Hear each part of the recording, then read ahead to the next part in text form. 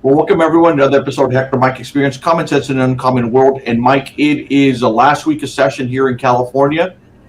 We've got 70 days left until this election, election day. And it is just going bananas everywhere around. I mean, right now, it's a full moon every day. I know, you're right, because, about an hour ago, there's a bill, an assembly bill that has moved its way over into the state Senate in California. It's called Assembly Bill 1840. And so it just passed out of the Senate, like I said, about an hour ago. And what this bill does is it allows illegal immigrants the ability to apply for a program that gives $150,000 as a down payment to go purchase a home. Now, the interesting thing with it is this program has already been going on. It's been going on for the last year. And when this program was instituted, it ran out of money, I think, in the first 11 hours that it was put together because it was such a popular program. And so there is no money there right now. It ran out of money in the first 11 hours because so many people applied for it. And now in the state Senate, they just approved.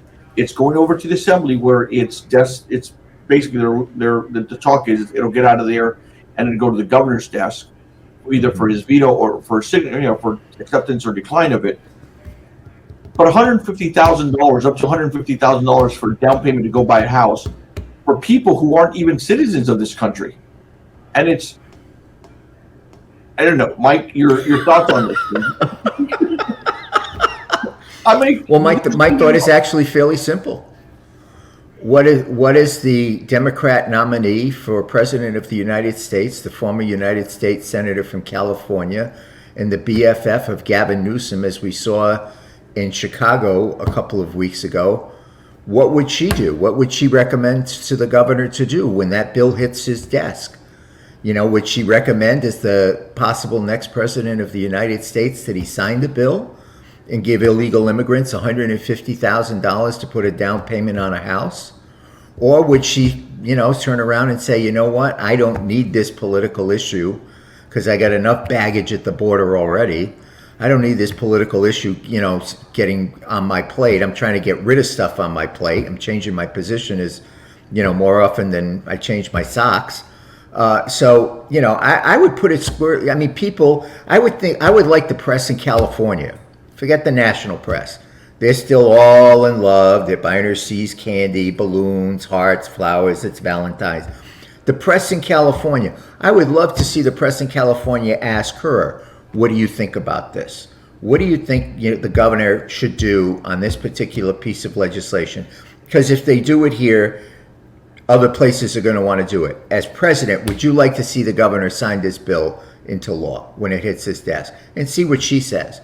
I mean, most common sense people would look and say, why would nobody wants anybody to live out on the street that doesn't want to live out on the street. But by the same token, not everybody was built or has the ability to own and maintain a home. Number one, let alone people that are not here legally to be able to own and maintain a home, and get the free $150,000 down payment. There are so many people that are out there that would love to buy a home, but the price of housing is so high, they don't have the money for the down payment, especially younger people. And so as a result of that, they pay these, huge rents. And these people come in, they have no status in this country, they're here illegally, and now you're giving them $150. And by the way, I mean, there's nobody printing money. All of this is coming from the taxpayers of California. The whole concept is nuts. But my real question is, what does future President Kamala have to say about it? Well, and I'll give you another twist to this particular money. So, yeah, it's up to $150,000, and they've got to pay. It's a kind of a loan program, a loan grant program. But here's the other kicker. So they're voting on this legislation, Assembly Bill 1840, but they put no money in it. So it's like the reparations. There's no money in it. So Right. Here's the crazy part is it was a popular program last year. Like I said, it ran out in about 11 hours. Mm-hmm. and it was gone. And so was it 11 hours, 11 days? I don't know. I'll have to find out. I know it's 11, but I don't remember if it's 11 hours, 11 days. But it ran out of money quick, right?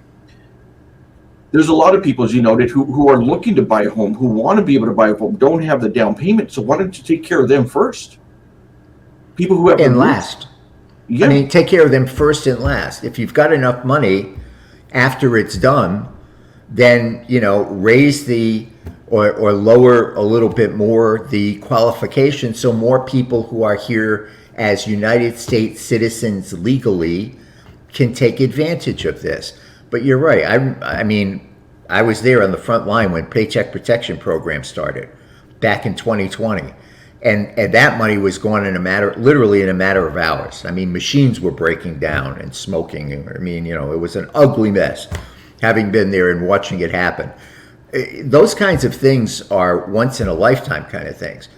But what's funny about what you just said is it's the same thing with the whole reparations thing that they passed in California. They said, yeah, we're going to give reparations. They put in $4 million to create a state agency for reparations, but they didn't put any money into it to actually pay reparations.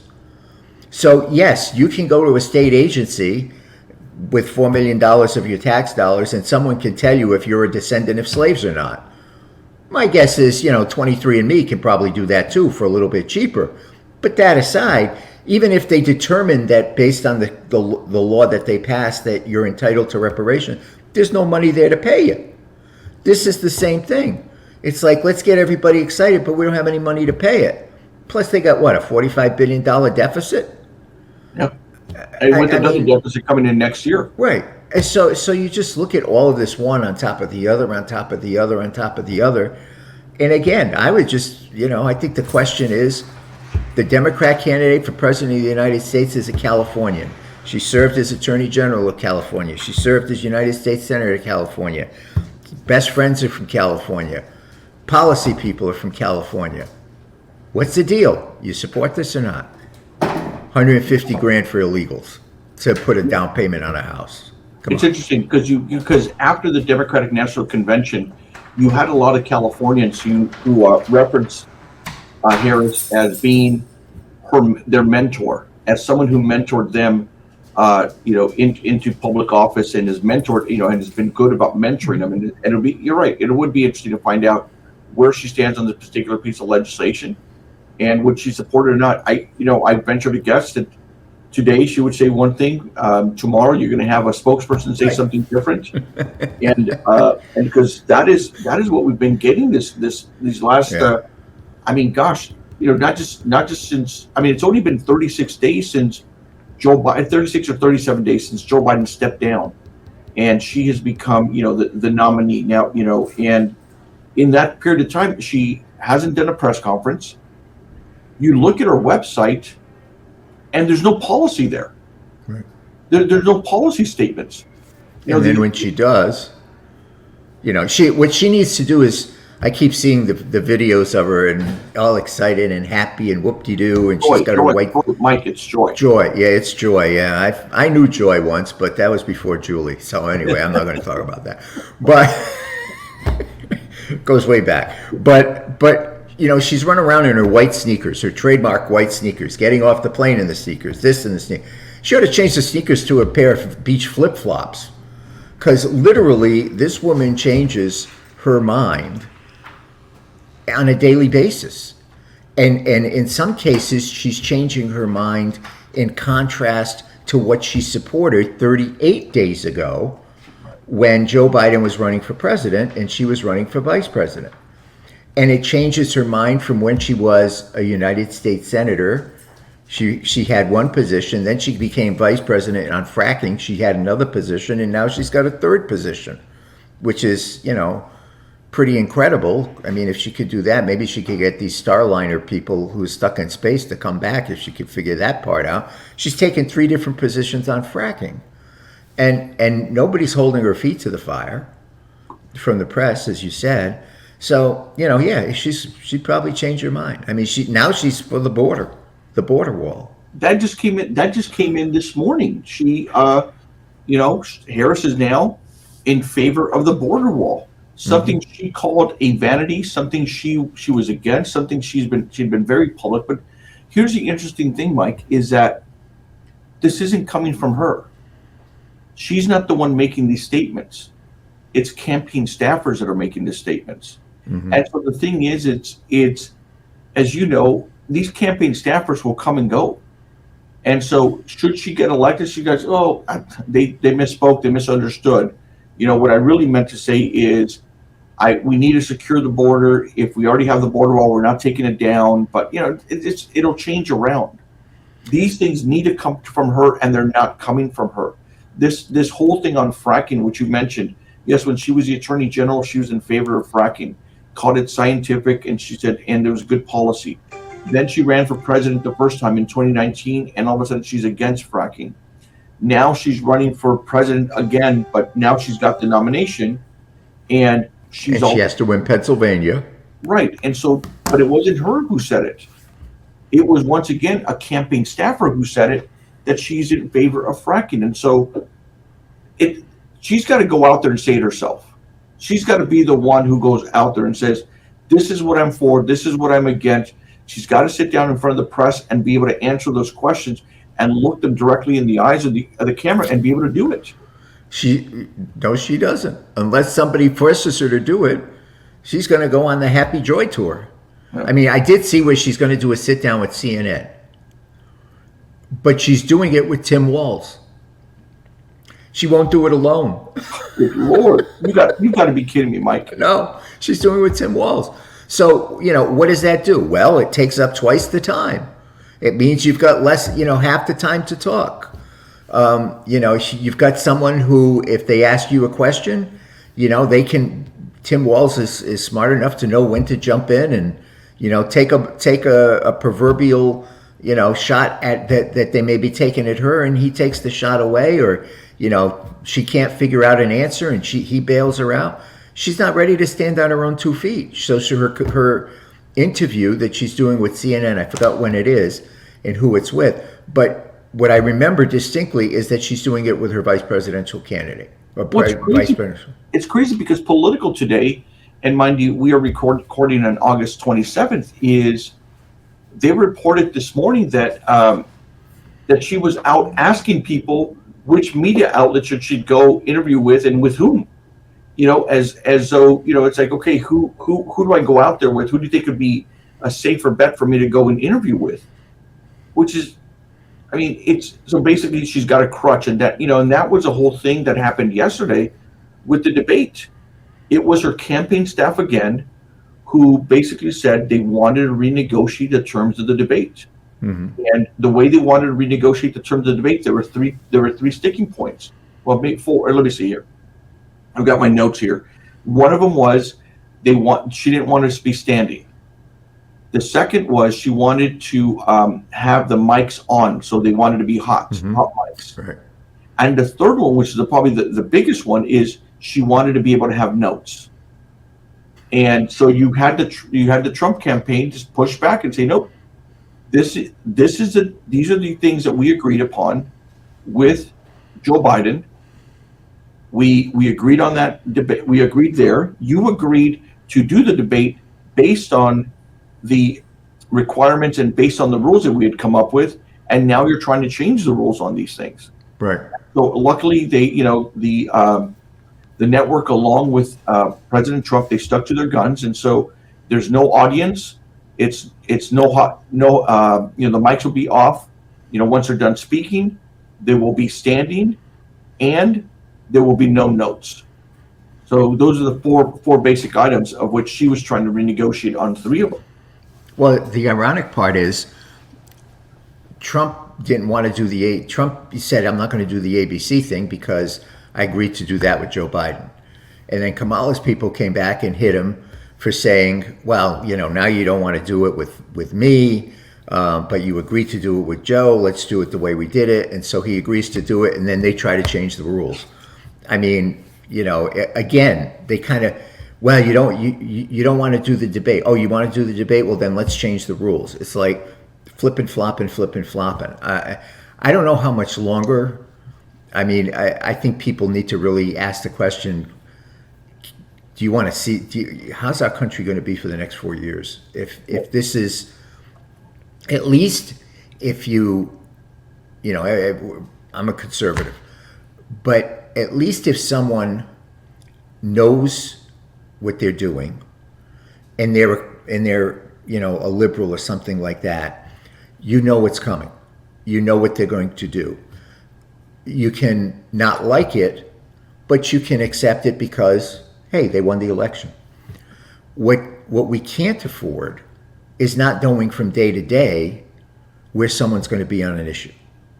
And that's what we have right now with her, is that from day to day, depending on who she's talking to and who she's trying to get, she's everything to everybody. That's the last thing we need in this country right now. I mean, you don't unify people by being all things to all people. You unify people by being who you are, telling people who you are, earning their respect, even the respect of those people that don't agree with your position, but they still respect you as a leader. Right. People don't respect people that keep flipping like flapjacks. That's what she's doing.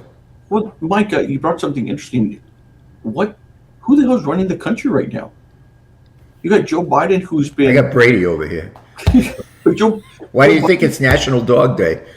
Maybe, yeah, or was yesterday? I don't know, one of these days. But you have Joe Biden that has been on vacation. He just got back from a California vacation, and then he goes back on vacation, I think, to Delaware. Rehoboth Beach. And so he's gone out there for another week or so, another 8-9 days. Right. So during this whole period of time, who's been running the country? Who's been making the decisions on what is happening in the Middle East, what is happening in Ukraine, what is happening here in the United States with their economy and so forth? I mean, she's out there. I mean, after the Democratic National Convention, there was she hasn't been on the trail. That political article that I mentioned earlier, which we'll try to get it down into the description here, is they mentioned that she was out practicing, that she was getting ready for debate. She's doing a variety of things, and so she's going to memorize some lines, she's going to memorize some note cards and stuff like that. But the thing is that who's running the country, and it's showing that she's just. I mean, I hate to say this, but she's just not competent. It doesn't seem like though she's competent. She needs Walz as a crutch now for her first interview that she promised she was going to do. What happens when she gets in front of these foreign leaders? What happens when she's got to deal with the tough issue as we're dealing right now with our housing crisis, as inflation and everything else that we've got? Is she always going to be having that crutch? And that's just, I don't know. It's hard for me to come up with these words because I don't want to be disparaging, but at the same time, it's just she's not right for this position. It doesn't give you confidence. No, it doesn't. And that's what you could, and that's really a difference between her and Hillary. People didn't like Hillary because of her policies. I mean, there was a personality thing, but at least with Hillary, you knew where she stood. Yeah.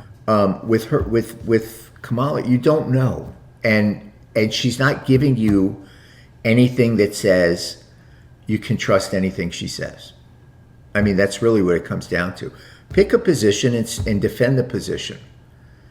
But she's not able to do that. She just, the only things that she knows for certain is that she's against abortion. I mean, she's for abortion. At any point in time, for any reason. That's her fallback on everything. That's the one thing she knows. She talked about price controls. And then, then she mentions it as one of those possible things. She talked about, you look at the past, talking about policing and getting rid of policing and the quotes that she had about policing. And now it's like, I love the police. It's, if you want someone that's everything to everybody, you got a great candidate there. But if you want someone that's going to be a leader, people got to know, you got to get your people behind you, and you got to get the people that don't support your policy to at least respect what you're doing. If you can't do that, forget about unifying the country. We're going to be weaker than we've ever been.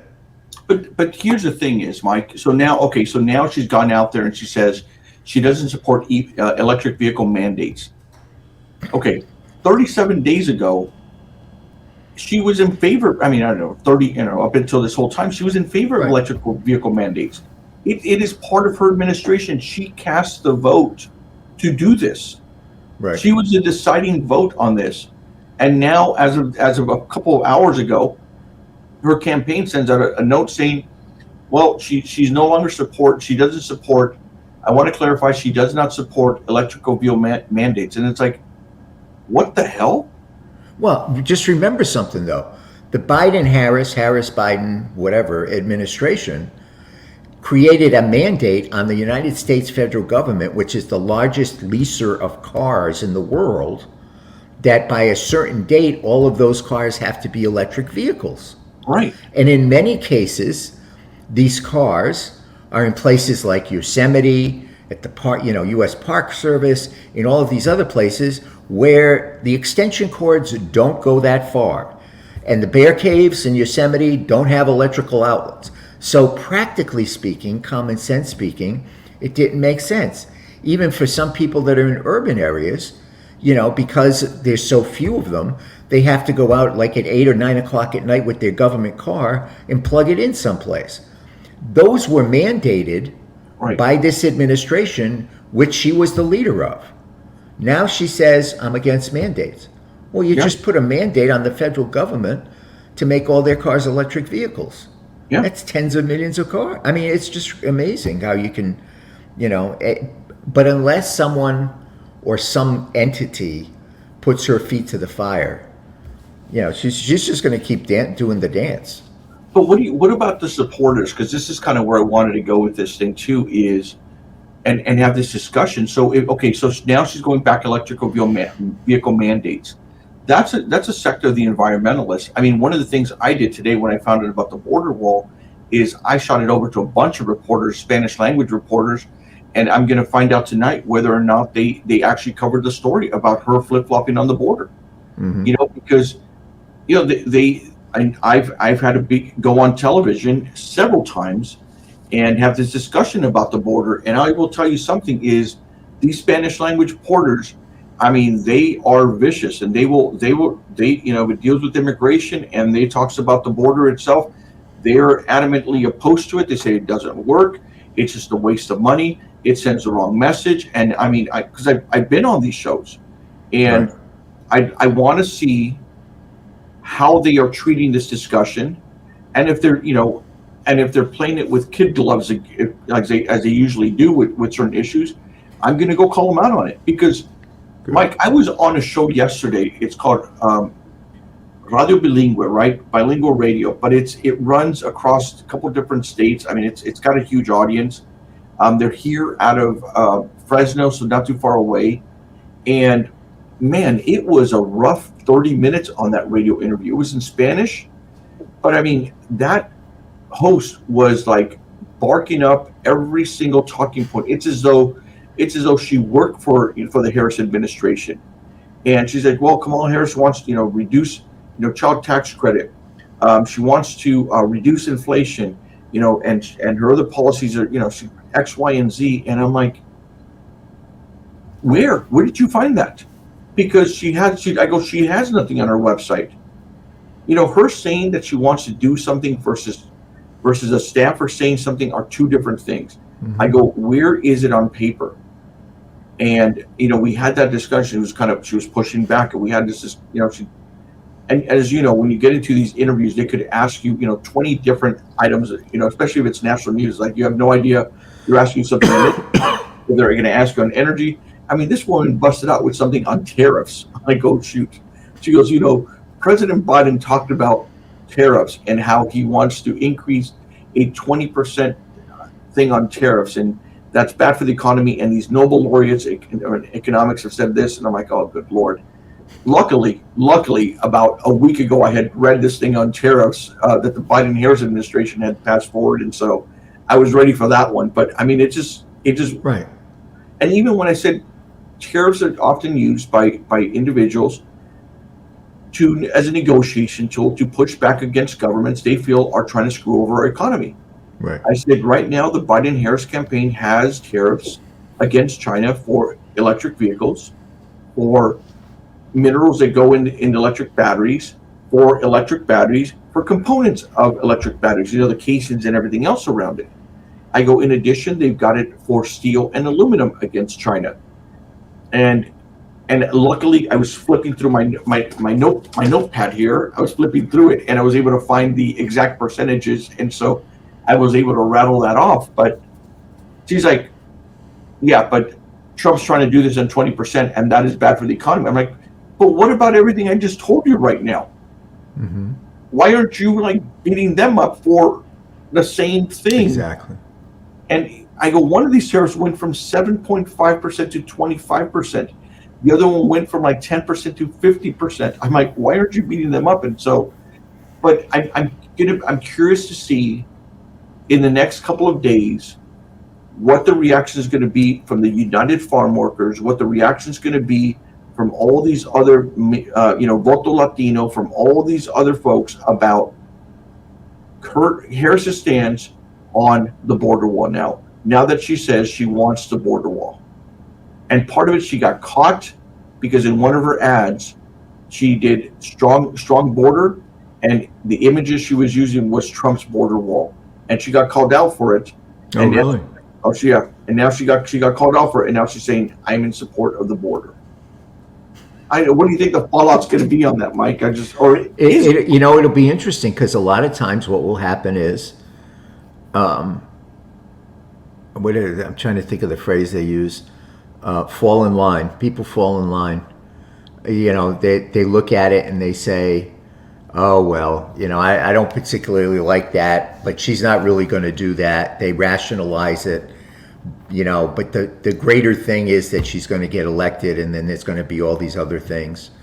And I've seen that on both sides, actually, where people are supporting someone that maybe they don't ordinarily support because the whole goal is to win. So I think you'll have people rationalize that. You'll probably have people saying, oh, that's just what she said during the campaign. You do exactly what it is. That's just what she said during the campaign, but she's not really going to do it. Anybody that thinks she's actually going to support a border wall, you really need to see somebody, because, people that give away freebies to people that are here illegally, people that find ways to give everything that they can to people that are here illegally but can't even support our veterans or people that are here that need help, they're not going to be for walls. They just aren't. And the fact that she would even say that out loud, I would hope that people hear that over and over in commercials from every possible angle. Do you think that cuts into Trump's support in the battleground states? Do you think not one iota? It cuts into into those voters that want a strong border, to saying, okay, well, maybe she's not Trump and doesn't have that crazy rhetoric, but hey, she supported the border, and because she's trying to get votes in Pennsylvania, right? So the fracking situation there, right? She's trying to get votes in obviously that area of Michigan because they're against some of the electrical vehicle mandates, and so right. Does it help her in those areas? I really don't think it does, because she hasn't been lukewarm on that stuff.